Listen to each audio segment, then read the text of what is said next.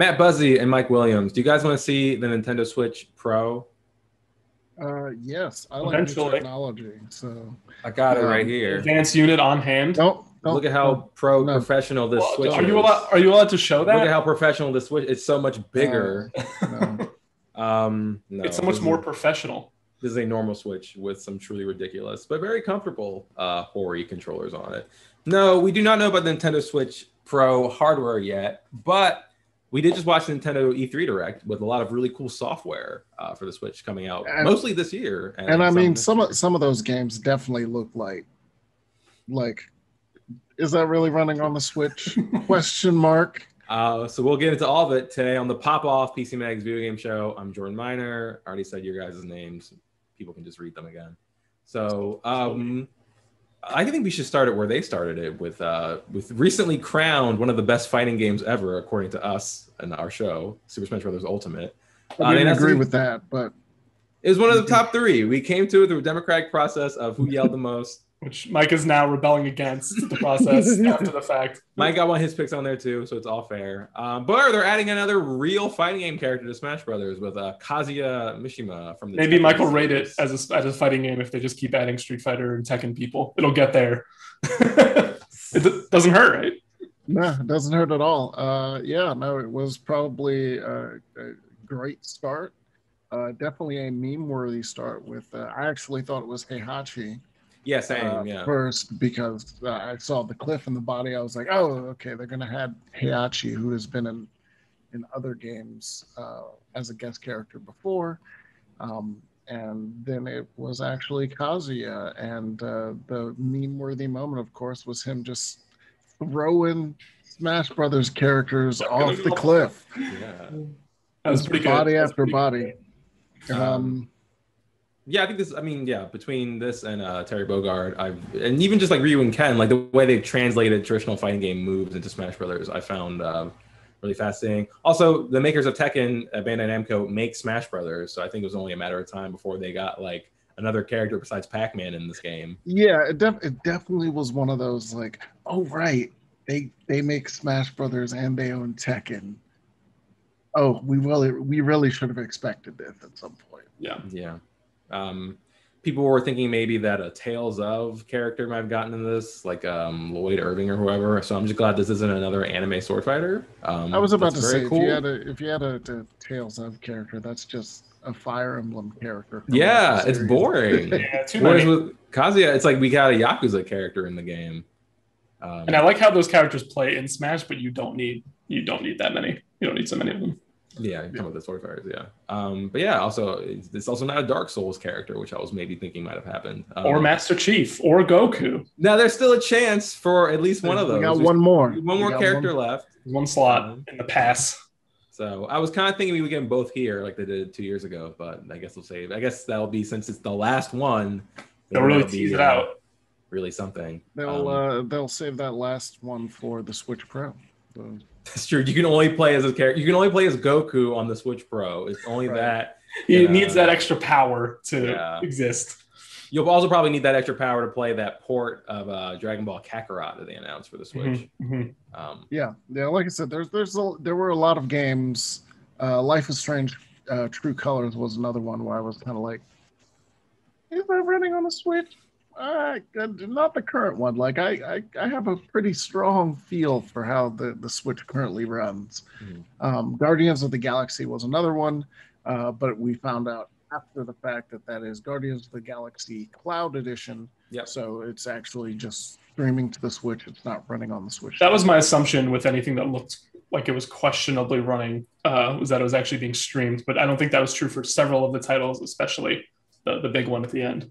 Yeah, not Nintendo stuff, obviously, but yeah, that Guardians is a cloud streaming game, and so far those have been pretty good. I played all Control streaming on Switch, and that was fine. If you did the performance mode, Hitman 3 is on there like that, so that's a way to get these more intensive games on the console.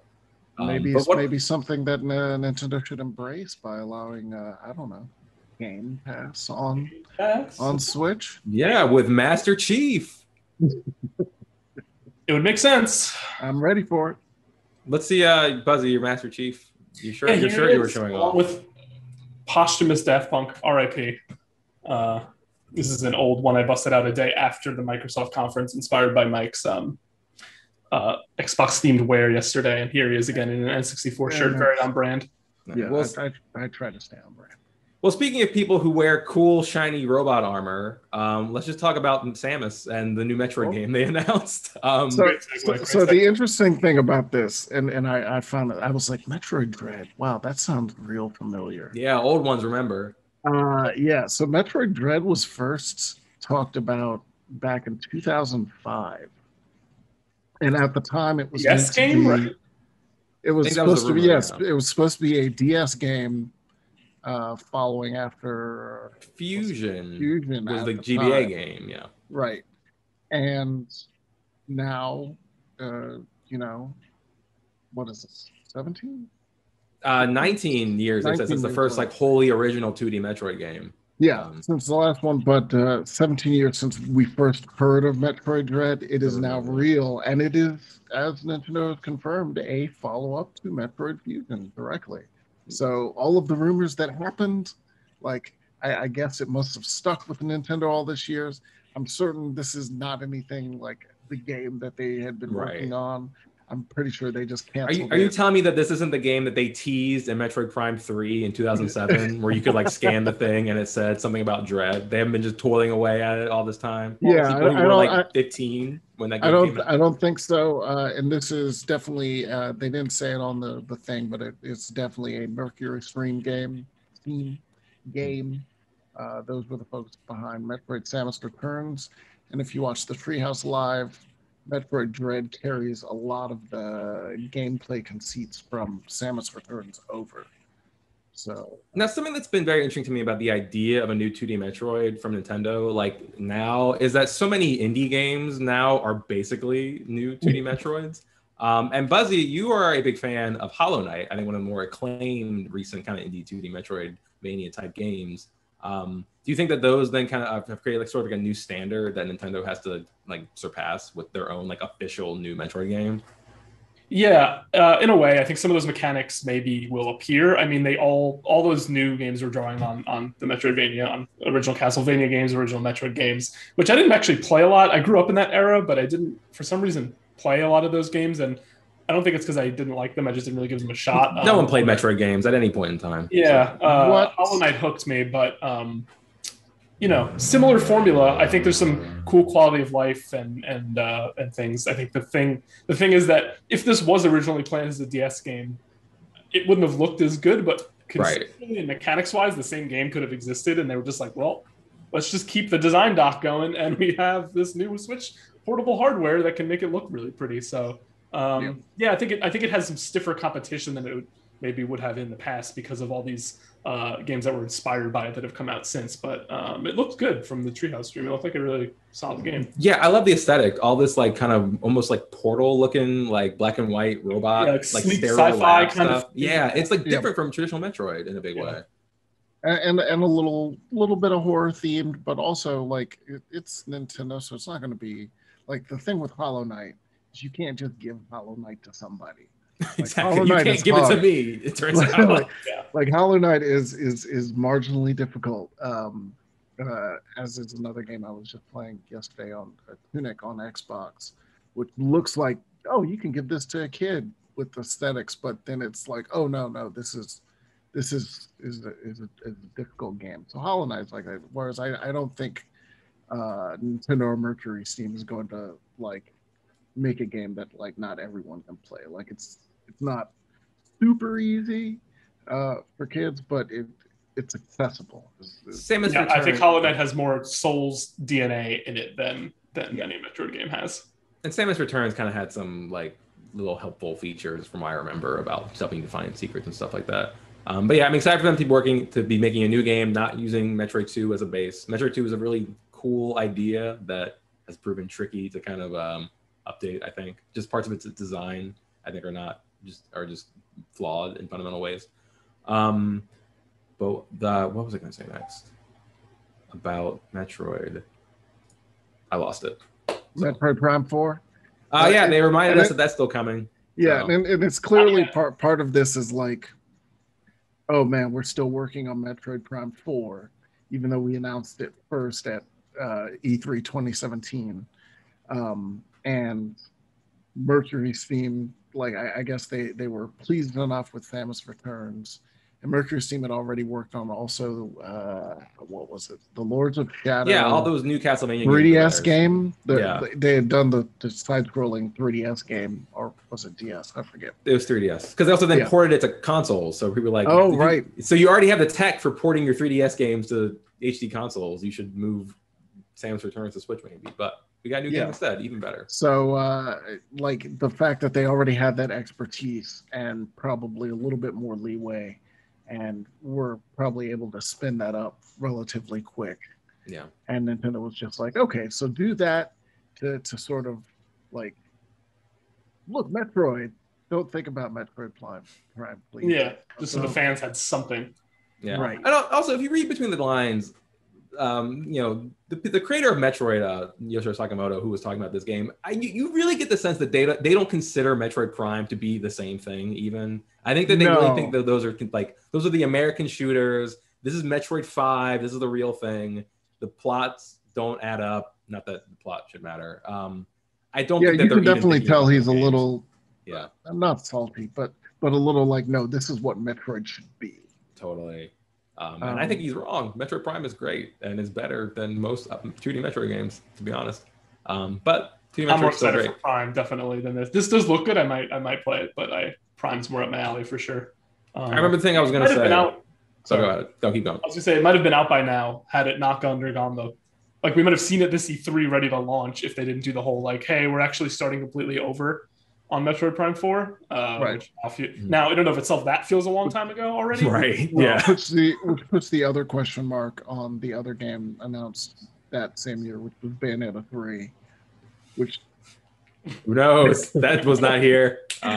Don't hold your breath for that. That's what Kamiya said. But I remember the thing I was going to say earlier was as we were filming this, they're still doing their Treehouse Live stuff, so there's going to be like hours and hours of gameplay, so more details might trickle out. But I think they were showing how there's almost like a kind of Resident Evil Nemesis-esque enemy who's like persistently hunting Samus that you have to like the Emmy. Yeah, I think it was called the television award is gonna kill you. Yeah, it's the weird white robot that scans, but uncompared to the Resident Evil games, Samus moves, of course, much faster. So it's just a matter of figuring out the correct way, at least, to get away from it. Not so much like, God, I'm moving slow, and all that stuff. So it's an interesting idea, and I mean, it feeds into the idea of Dread as a slightly more horror-filled title. But we'll see how it works out. At least they seemingly have gotten rid of. There was a lot of the melee mechanic in Samus Returns, and from the Treehouse Live, there's less of that. Yeah, was super annoying before. There's like a parry that people were kind of split on, right? Yeah. Right, and that's still in there, but it doesn't, like in Samus Returns, there were too many locations and enemies that you had to use it on. And it seems like they probably like, okay, let's pull back on that. We're keeping it, but we're pulling back. And in making a new game, they can make sure that mechanic makes sense in the game they're creating, as opposed to bolting it onto a different game that had a very different kind of rhythm with its whole, to kill the Metroids thing. So Metroid Dread, that comes out this October. That's not too far. I would say that's probably the most exciting thing they got coming this year. But it's not the only thing they have coming this year. Something that really excites me about this show is that, while I love Mario and Zelda and whatnot, Nintendo has such a cool menagerie of like B and C level franchises that I think always need some love, especially on a console like the Switch. It's very popular. Right. And we saw some new entries in some of those series. Starting with, let's talk about WarioWare. Finally. WarioWare, get it together. Get it together, you guys. We all need to get it together. But it's, I mean, it's weird because there's not much to talk about because it's a WarioWare game. Oh, I have so much to talk about WarioWare. I think it's brilliant. I mean, it is brilliant and it's great, but like, it's just a new mini WarioWare. Games. Yeah, it's just a new WarioWare. It's not like oh my God, look at these beautiful graphics, or oh my God, these innovative new games. It's like that's just always been WarioWare. Even the way they were like, and 2 players. I was like, yeah. They've done that. They've done that before. Why are you acting like? I would be really disappointed if there wasn't 2 players on one console. I don't really know what you mean, but yeah, so that's there. It's the a similar one was the Mario Party Superstars, which is just like, oh yeah, no, it's Mario Party. Like, you know what Mario Party does. They had just added online to Super Mario Party on the Switch after like 3 years. So right, and this has not only online but apparently rando matchmaking, which is of course the thing that you actually might be better for Mario Party, because like playing Mario Party with friends and family, it's a good way to ruin friendships. Right. I wrote a whole article on Mario Party back in the day about that being the one game you should not play on Valentine's Day. Because it would just ruin your entire day. It's a good way to create hours and hours of content for your website about personalities, it turns out, too. Right. Whereas against a rando, who cares? You take all of their stars at the very end. Awesome. You laugh maniacally and you move on with your day. I have a quote in a Mario Party Accolades trailer, it turns out. Oh, really? That's very funny. But yeah, also in this one, you play with all buttons. You know, Super Mario Party, you had to use a Joy-Con because they were all motion-based, but in this one, it's just all buttons since they're pulled from old games.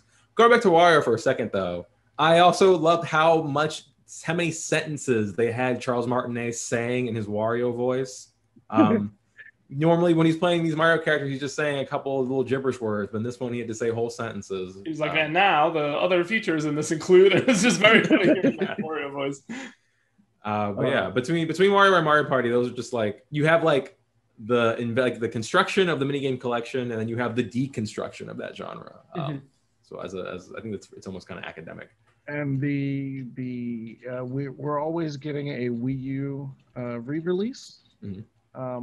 That's part of the Switch's bread and butter, and this time it is Fatal Frame, Maiden of Blackwater, which was the last game in the series. And what's interesting about that is it was announced for Switch, but afterwards Koei Tecmo said it's essentially coming to everything. So PC, PS4, PS5, Xbox One, Xbox Series, which begs, at least for me as a Fatal Frame fan, do they own the series now? Because it used to be a Nintendo collaboration on only Nintendo platforms. And right, but that wasn't from the beginning though. Like, didn't Nintendo then kind of scoop it up for a time, and then Nintendo scooped it up for a while, and now it seems like it might be back at Koei Tecmo fully, which means sequel maybe. Like for Nintendo, after a while, I understand it probably didn't make much sense. Yeah. But for Koei Tecmo, why not? Why not? It reminds me of Wonderful 101, how they did that. I mean, there's no Kickstarter for this game, but like that was a Nintendo published Wii U game, and then Platinum got the rights back, and now it's out on everything. Right. So, but yeah, I mean, good on Nintendo for just letting those rights go back to those companies. Yeah, they needed some goodwill today after some of their other decisions regarding how people could watch the stream and create content based on it. Oh, the co-streaming thing. But with that left, in terms of Wii U ports, we did not get. Some people were expecting maybe Twilight Princess HD and Wind Waker HD, but I think with Skyward Sword coming out, they don't want to draw attention away from that yet.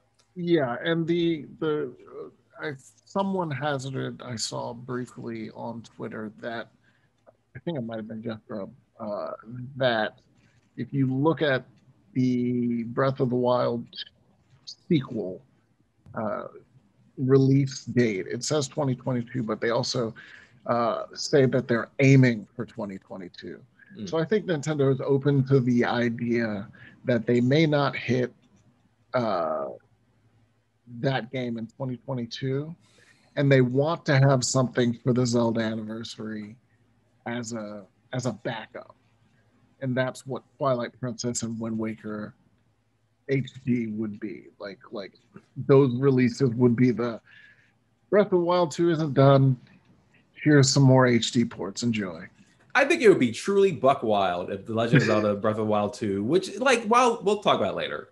I think it would be buck wild if that game did not even come out in 2022, honestly. But we can talk about that later.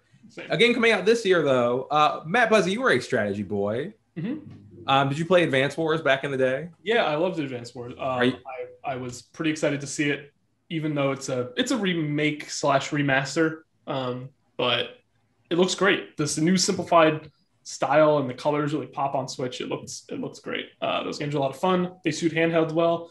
There was a game a year or two ago on Switch that I wish I could remember the name of right now. Tiny Metal? Are you thinking of Tiny Metal? Oh, I'm thinking of the fantasy themed one that was basically. Oh, are you thinking of War Groove? Yes. Okay. That was my stand-in. It's good. It's pretty solid. It's a nice twist having like fantasy theme. But yeah, that game was a surprise. I think people have asked them to make a new one of those for quite some time, and and for the longest time, I always said like no, Fire Emblem blew up when they added anime husbands and waifus and dating, and I was like, Advance Wars isn't coming back until they can add dating.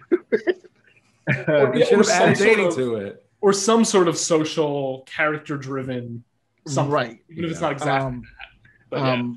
Whereas this is sort of a middle ground. Like, just take the same game, port it over to a new engine, and that's it. It's both campaigns, which is cool. Yeah, and I was pretty excited. Is a good name. As I said on Twitter, I was like live tweeting the whole thing, and I was like, wait, is this Advance Wars? And I literally just knocked over my Red Bull sugar free, like all on my keyboard rest, all on my pants. It happens. But I kept going. So I'm pretty excited for that. That's probably, it's not my most exciting. Probably my most exciting re-release was Danganronpa Decadence. Because I've been asking for Danganronpa for Switch for a very long time. Certainly fun to say.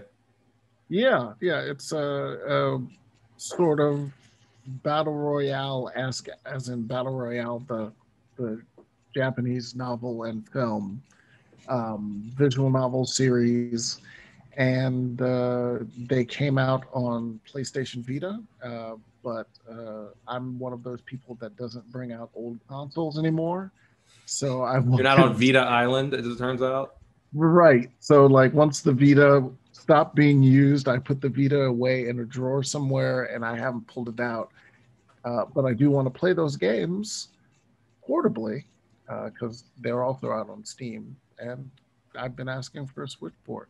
So they did it. Thank you, Spike Chunsoft.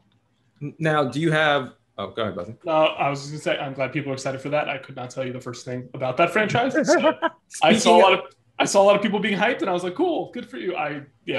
Speaking of a game that I think will engender a very similar reaction, Shin Megami Tensei 5.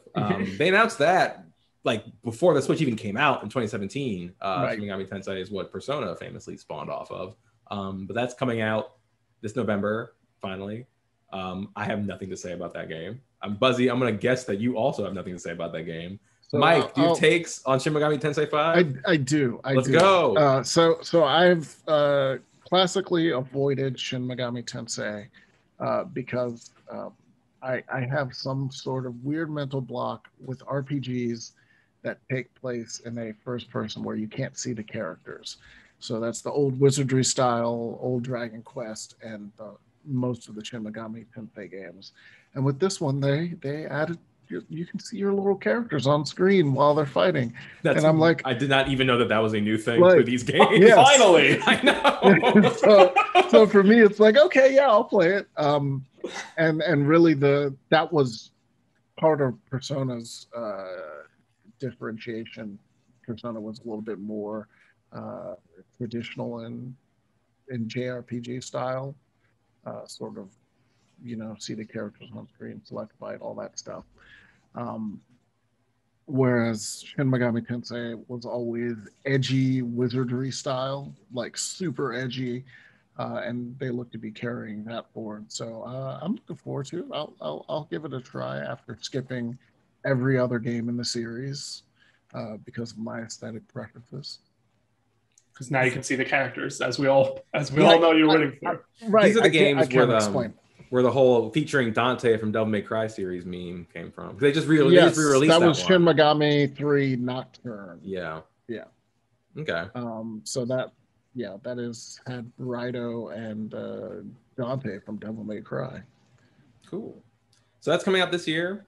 But the big game coming out next year, hopefully, is the sequel to Legend of Zelda Breath of the Wild. That's how they ended the show. They showed like a new minute and a half of footage. They After teasing us with some other Zelda-related things, making us maybe think it wasn't going to come out, and then we got it at the end. Whatever, Breath of Hyrule Warriors and Game & Watch. And a handheld. And a Zelda retro handheld. No, let's talk about the good Zelda. I think it looks sick. You're like falling through this, like their big kind of announcement here was that how they're expanding the world is that they're adding a lot more kind of sky-based verticality stuff. I think that's incredible. Yeah, that was the like as soon as they started off that trailer, I was like, Skyward Sword? like it was really like, oh, this is why you're re-releasing Skyward Sword first to prepare for this, because it really has that sort of vibe. Whereas the first trailer made it seem like they were going in the opposite direction. Like dungeon delving, yeah. Like dungeon diving. Like, no. They're like, no, we're going up. Maybe they find something in a crypt that launches. The castle was like floating, and then, so yeah, who knows? Right. And so, like, a lot of questions there. Link has a Ganon arm. Like, it's clearly the Ganon stuff. On his arm, and they showed off some new powers and some upgraded versions of old powers. But the real question is how much, like, how that world map is going to play out. Like, is it the same world map just with stuff in the sky now? Like, yeah, that's what's getting me. Not that it would be bad, but it is weird to a point for a standalone sequel that is no longer DLC, especially one that takes an increasing number of years to release. People are going to expect something more and more substantial from it the longer it takes to come out. And if it's going to be mostly the same map, or the map has been, reconfigured and now there's floating islands, which they look significant and they look really cool visually also. Right. But if it's mostly the same map and then the sandbox is kind of just tweaked with new abilities, and we saw Link like drip up through a platform like water, and a couple other cool things. Plus his hair is long now, so like, yeah, he's got big. He's got a fake arm and long hair. Punish Link. It's Metal Gear 5. I remember when I first played Breath of the Wild in 2016, I said, this is like the sequel to the Phantom Pain that I never knew I would get so soon. But yeah, Buzzy, I can see your concern there. Yeah, like I think part of it's not their fault. Obviously, we're still in the midst of a global plague. Who knows when this game might have come out, if not for that. But yeah, I think the longer it goes on, the more that people are expecting an entirely new game, which I don't think this. I think that like having done all that work on the first game, I think it made complete sense to use that as like largely the base for a sequel.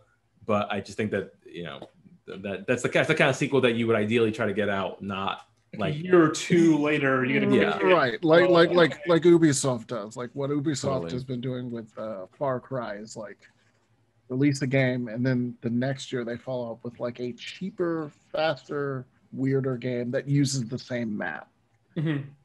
So it's like Far Cry 4 to Primal, Far Cry 5 to New Dawn, that style. You're not going back to the drawing board on the engine, the fundamentals, the map itself.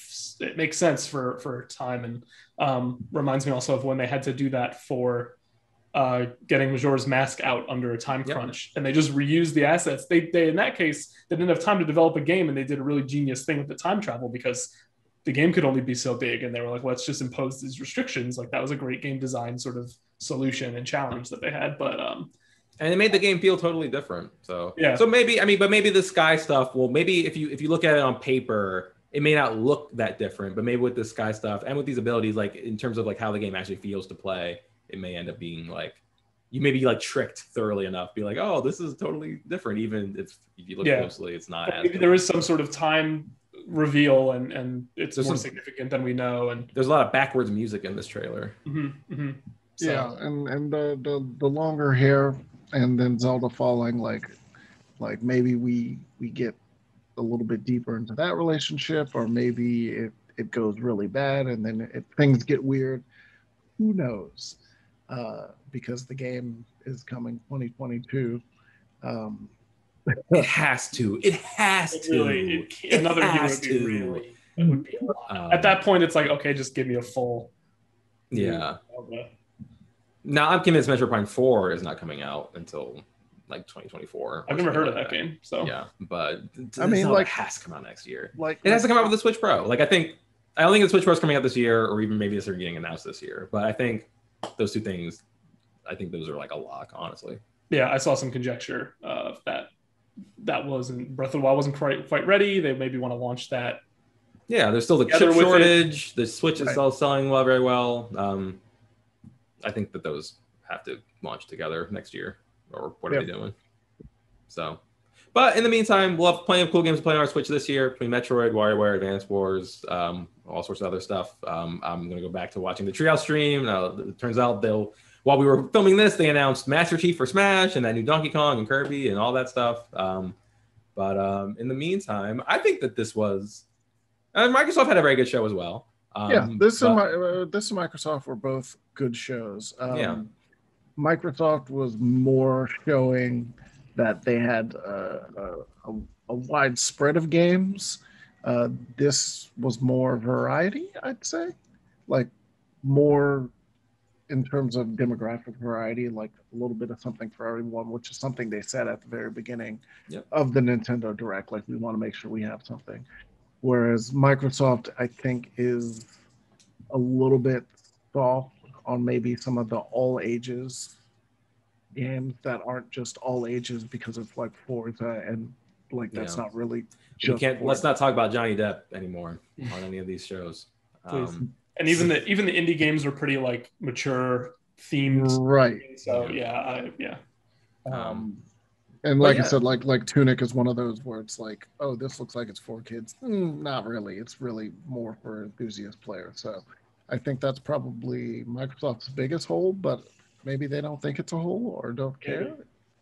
We'll see. But both Microsoft and Sony, not Sony, and Nintendo had great conferences.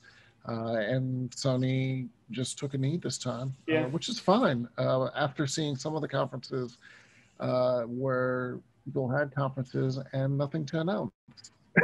People were more annoyed they had conferences at all when that was right. And Sony just did the reveal for Horizon, and they seem to just be on a cadence where they kind of just, whenever they have something to show or they want to, they just show it on their own. And right. That's the new world we live in. Like, you don't need to do something at E3. Like, when you're ready to show your game, everyone will come and watch it anyways. If you put it on YouTube and Twitch, we're good. We'll see if there is an E3 next year. Who knows? We'll see. But yeah, the world is coming back. Sort of. Video games are coming back, mostly. We'll play them all. We'll talk about them all. But in the meantime, Buzzy, Mike, thanks for joining us here. And we will see you next time.